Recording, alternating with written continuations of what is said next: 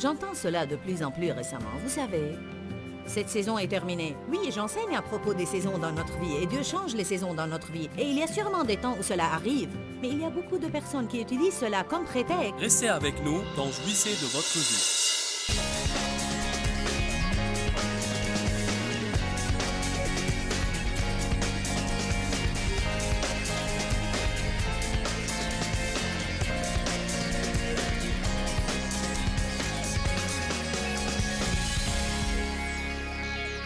Notre message est intitulé « Je suis pressé, mais Dieu ne l'est pas ». Souvent, si Dieu n'agit pas selon mon programme de travail et s'il ne fait pas ce que je veux et quand je veux, je peux me sentir mécontente et troublée dans mon esprit. J'aimerais bien vous citer encore une fois ce que l'apôtre Paul a dit dans Philippiens 4, 11. « J'ai appris à être content. »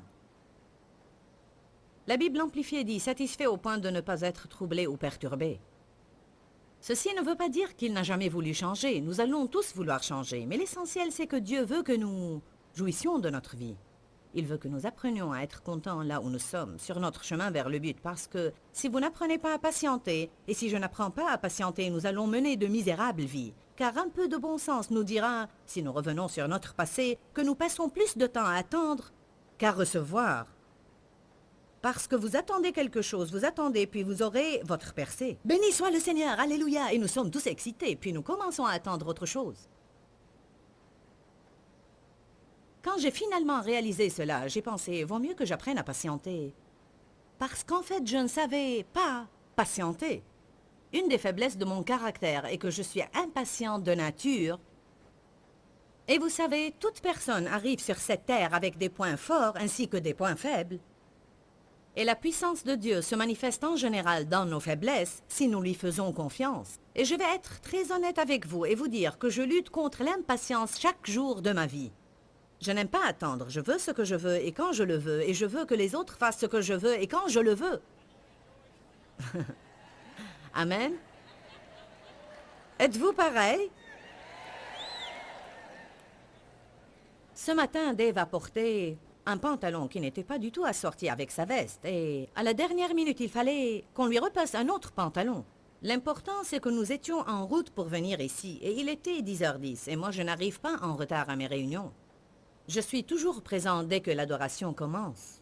Et je fais cela pour donner le bon exemple.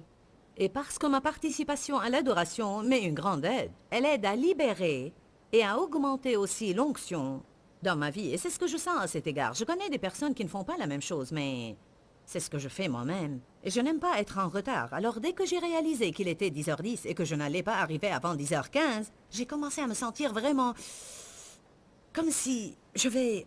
Et puis j'ai pensé, bon, il est maintenant 10h10 et je n'y peux rien. Il m'est impossible d'arriver à 10h moins 10. Nous sommes souvent très énervés et contrariés par des différentes choses que nous ne pouvons pas changer, des choses qui ont déjà eu lieu et que nous ne pouvons pas changer du tout. Alors là, nous devons faire confiance à Dieu pour qu'il règle les choses. Paul a dit, j'ai appris le secret d'être content que je sois rassasié ou affamé, que je sois humilié et que je n'ai pas ce que je veux et que je sois dans l'abondance et que j'ai tout ce que je veux. J'ai appris à être stable. Alors, si nous voulons jouir de notre vie comme il faut, nous aurons à apprendre à bien patienter. Qui ici ne sait pas patienter? Bon, certains pourraient attendre à jamais sans se soucier. Mon mari est l'un d'eux. Il dit... On verra, c'est le leitmotiv de Dave, on verra. Béni soit le Seigneur, lent et solide, rapide et fragile, alors que moi... Il a une capacité surnaturelle. Avez-vous jamais remarqué comment Dieu vous met souvent avec une personne de caractère opposé? Il y a ici des parleurs mariés à des personnes qui parlent rarement. Il y a aussi beaucoup de personnes qui s'enthousiasment vraiment pour tout. Oh, gloire à Dieu! Mariés à des personnes qui sont...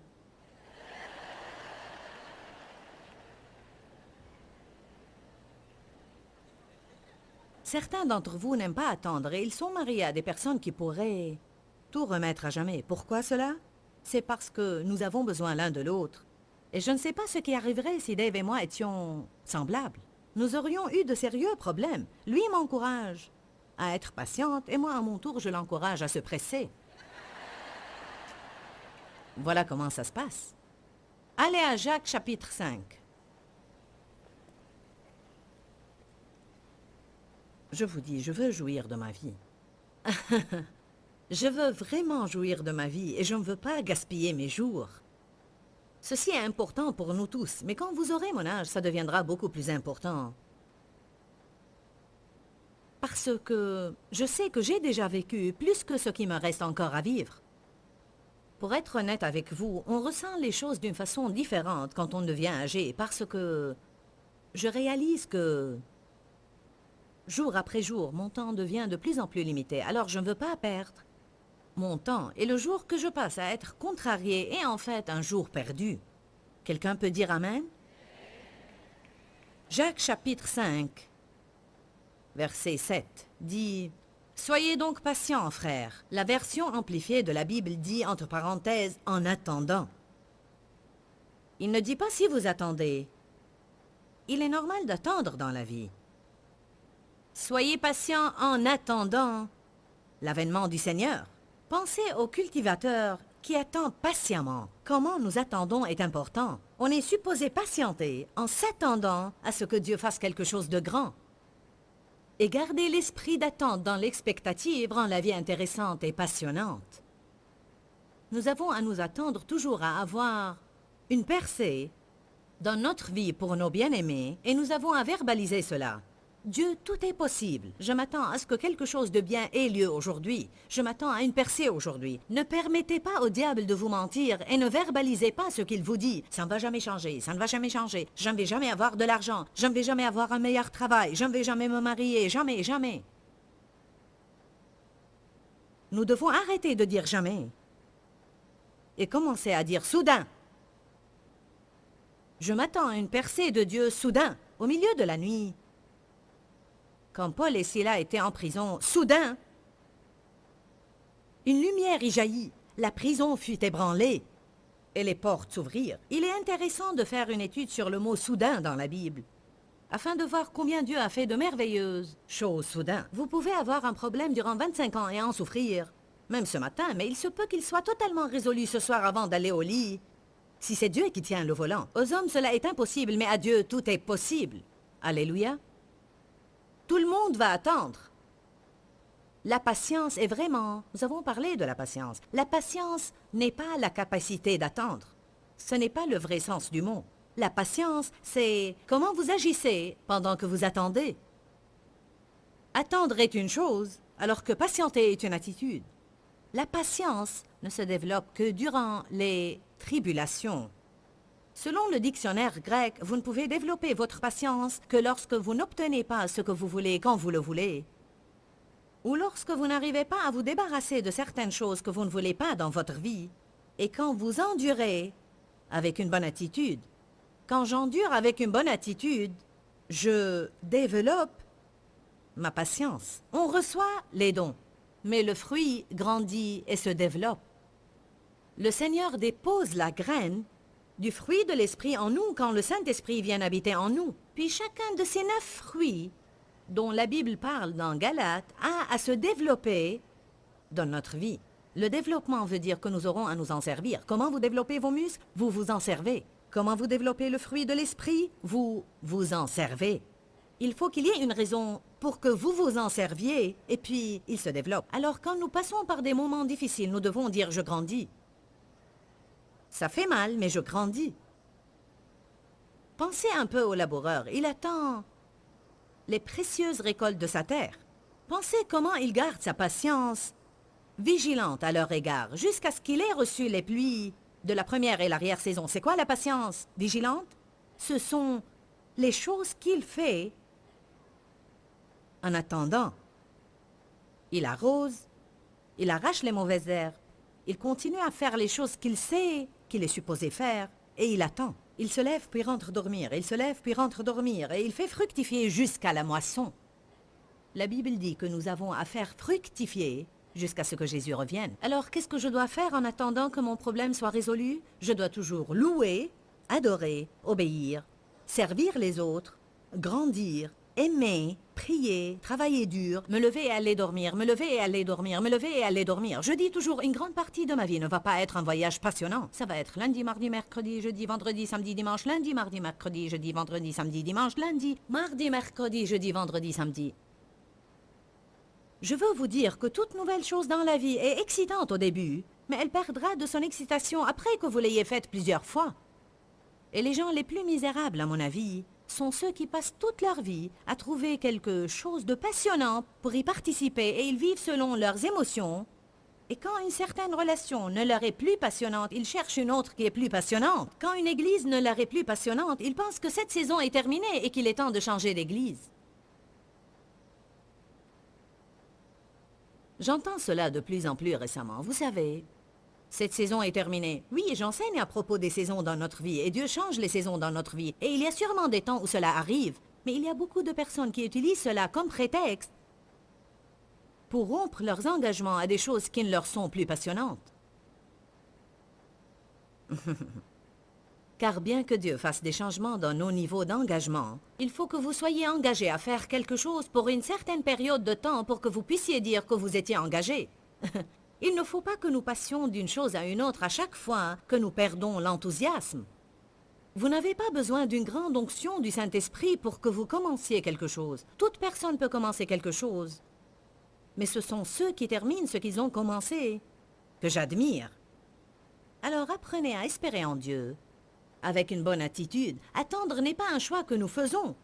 C'est Dieu qui détermine le moment de l'accomplissement des choses dans notre vie. Alors on va attendre. Dites tous, je vais attendre. C'est un fait. Je vais attendre. Comment nous attendons est important. Alors il dit, attendez avec espérance.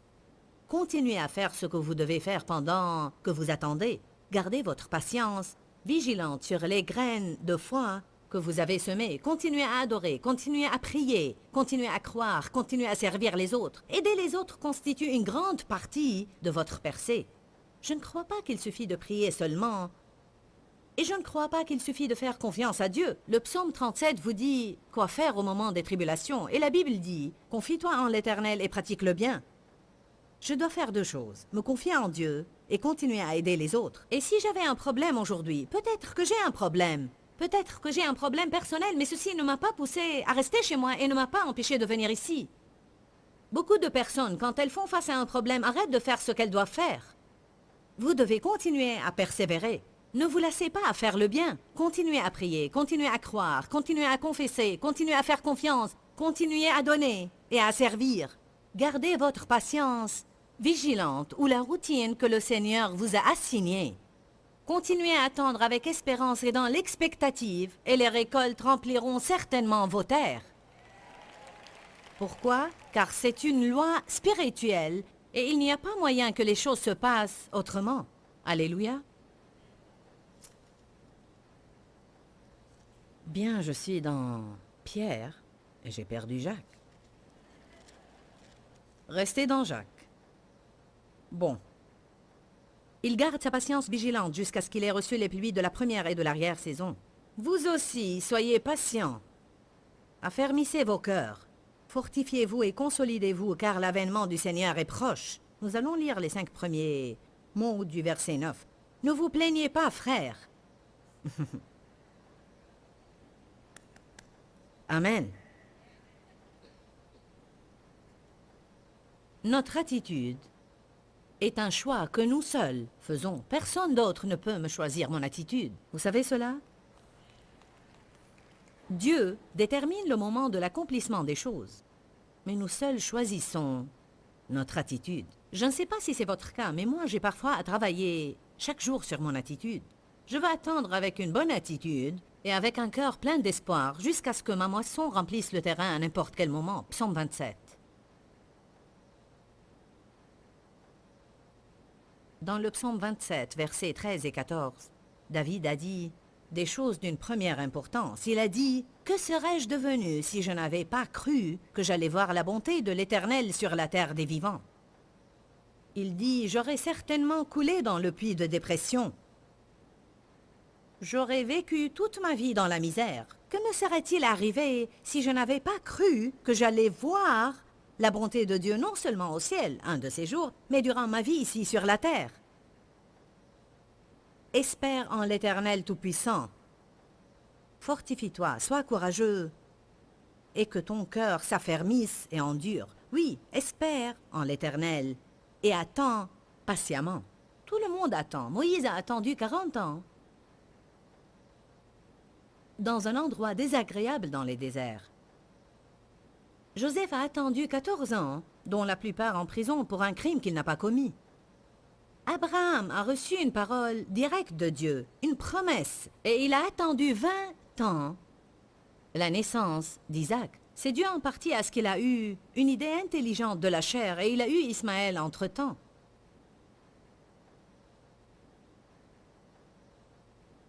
Job a attendu. Ruth a attendu. Esther a attendu. J'ai attendu. Et j'attends maintenant aussi certaines choses. Et quand j'aurai cette percée, je vais attendre autre chose. Depuis plusieurs années, j'ai dit à Dave à propos du ministère. Quand arriverons-nous au point où nous n'aurons pas à avoir affaire à quelque chose tout le temps?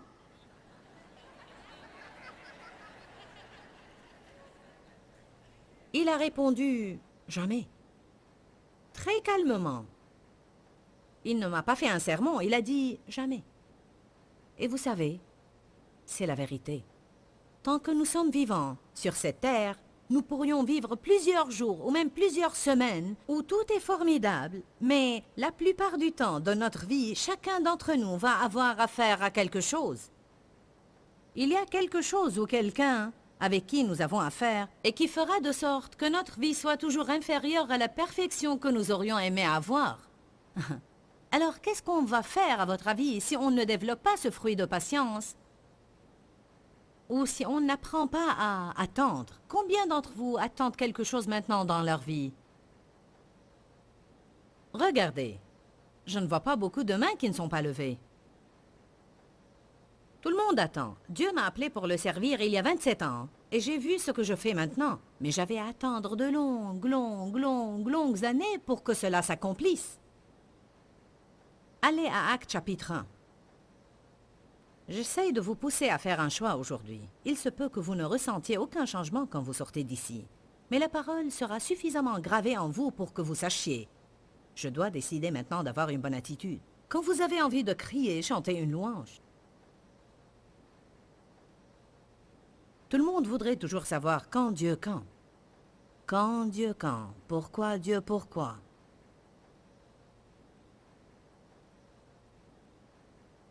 Verset 6. Alors les apôtres réunis lui demandèrent, « Seigneur, est-ce en ce temps que tu rétabliras et restaureras le royaume d'Israël ?» Il leur répondit, « Ce n'est pas à vous, et il ne vous appartient pas, d'être informés de ce que l'avenir porte, et de connaître les temps ou les périodes ou les années ou les saisons ou les moments critiques dans les prochaines années à venir, que le Père a fixé, déterminé et réservé de son propre choix, de sa propre autorité et par son propre pouvoir. Il leur répondit en d'autres termes, ou si on le disait dans notre langage actuel, ça ne vous regarde pas. N'est-ce pas ça ce qu'il a dit? Ce n'est pas à vous de connaître. Ce privilège m'appartient. C'est moi qui connais les temps. Dieu veut que nous lui fassions confiance pour savoir qu'il accomplira les choses dans notre vie au bon moment. Laissez-moi maintenant vous citer une déclaration qui m'est très importante. Avoir confiance en Dieu n'existe pas sans avoir des questions restées sans réponse. Si nous connaissions tout ce que Dieu connaît, il ne serait plus notre Dieu. Car celui qui va être Dieu dans ma vie doit connaître plus que moi, n'est-ce pas? Il doit me dépasser en savoir, en connaissance et en sagesse aussi. Dans Luc 19, 13, la Bible dit « Faites fructifier jusqu'à ce que je revienne ». C'est un des exemples dans lesquels les talents ont été donnés aux gens. Puis il dit « Allez et investissez et ayez un grand rendement jusqu'à ce que je revienne et vous me rendrez compte. Prenez tout ce que je vous ai donné, exploitez-le bien. Faites ce pourquoi je vous ai envoyé jusqu'à ce que je revienne. » Je ne dois pas me soucier pour savoir quand Jésus reviendra. Ne comprenez pas de travers ce que je vais vous dire. Je pense que ce serait bien de faire des études d'eschatologie et je crois qu'on doit lire l'Apocalypse. La Bible nous confirme que celui qui le lit sera béni et c'est bien d'écouter des enseignements et des différentes théories à propos du retour de Jésus et ce que nous devons attendre en ce jour. Je ne vous dis pas de rester ignorant, mais je crois que les gens commettent une grande erreur en s'appliquant à savoir quand Jésus reviendra. Car si vous vous laissez prendre par des choses pareilles, vous ne ferez pas ce que vous êtes supposé faire maintenant. Je ne sais pas quand Jésus reviendra. On s'attendait à ce qu'il revienne en 88, mais il n'est pas revenu. Puis on s'attendait à ce qu'il revienne en l'an 2000. On s'attendait à des catastrophes avec les ordinateurs et on s'est préparé pour cet événement, mais Jésus n'est pas revenu. Depuis que j'ai connu le Seigneur, j'entends dire que le monde ne pourra pas subsister après l'an 2000. Ce n'est pas possible. Je cherchais toutes les dates, les fêtes et les chiffres, et les gens me le prouvaient bibliquement. Mais vous savez, c'est quoi la vérité? Personne ne sait quand Jésus viendra. Bientôt. C'est-à-dire quand? Quand il sera prêt. Au temps fixé, c'est-à-dire quand? Personne ne sait. Au temps convenable. Vous aimez la phraséologie que le Seigneur utilise? Je vous le dis en vérité, vous allez bientôt avoir votre percée. J'ai découvert que le bientôt de Dieu et mon bientôt ne sont pas pareils. Laissez-moi vous dire quelque chose. Comparé à l'éternité, tout est proche. Dieu dit parfois jusqu'à l'éternité. Et comme j'ai lu récemment, n'hésitez pas à donner toute petite chose à Dieu, car selon lui, toute chose est petite. Comparé à l'éternité, tout est proche. C'est pourquoi ce n'est pas étonnant que le Seigneur dise « Vous allez bientôt avoir votre percée ». Et comme on va le voir tout à l'heure, il utilise une expression qu'il répète plusieurs fois « encore peu de temps ». Jésus a dit « encore un peu de temps et vous ne me verrez plus, puis dans quelque temps vous me verrez de nouveau ». Voilà que 2000 ans ont passé. Je ne considère pas 2000 ans comme peu de temps. Pour moi, un peu de temps est peut-être 3 minutes. Est-ce que vous m'entendez bien aujourd'hui? La chose principale que Dieu veut quand il viendra est trouver la foi sur la terre. On lit dans Luc 18 l'histoire d'une veuve qui venait sans cesse dire au juge « Donne-moi ce que je veux, donne-moi ce que je veux, donne-moi ce que je veux ». Beaucoup ont interprété ceci de la façon suivante. Priez sans cesse et demandez à Dieu ce que vous voulez. Puis la fin du verset 8 dit, est-ce qu'il trouvera la foi sur la terre quand il reviendra? La morale dans tout ça, c'est que même si je n'aurais pas encore eu ma percée, nous avons abordé aujourd'hui un sujet que nous avons tous dans notre vie et c'est qu'on est toujours en hâte. Mon message aujourd'hui est intitulé « Je suis pressé, mais Dieu ne l'est pas » et c'est la vérité absolue.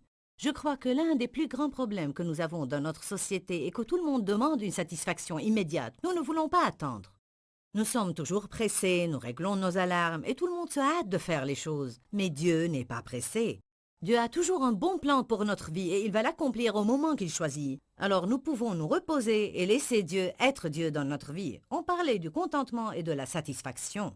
C'est exactement ce que je demande pour moi-même et ce que je demande pour vous aussi. Je suis une personne pratique. Et quand je me rends compte que j'ai besoin que quelque chose opère dans ma vie, je me demande alors pourquoi il n'opère pas dans ma vie. Une des choses que j'ai découvertes dans ma vie est que je n'étais pas satisfaite parce que j'étais toujours pressée et je voulais que mes désirs soient exaucés avant que Dieu ne soit prêt à me les donner. Nous devons avoir confiance en Dieu et nous devons croire que son temps est absolument parfait pour notre vie. Si Dieu me donne les choses quand je les veux, même si je ne suis pas prête à les avoir, je serai alors misérable. Je vais vous encourager aujourd'hui à prendre une décision. Je vais avoir confiance en Dieu. Je vais croire qu'il choisit bien les moments dans ma vie. Et je ne vais pas perdre cette journée à être misérable. Je vais jouir de cette journée que le Seigneur m'a donnée. Pourquoi, Seigneur, pourquoi? Dans ce livret, Joyce Meyer nous enseigne à travers la parole comment être délivré de la confusion. Pour obtenir ce livret gratuitement, écrivez-nous à Joyce Meyer, boîte postale 40095-6300 Larnaca, Chypre. Ou bien visitez notre site web www.joycemeyer.org/fr.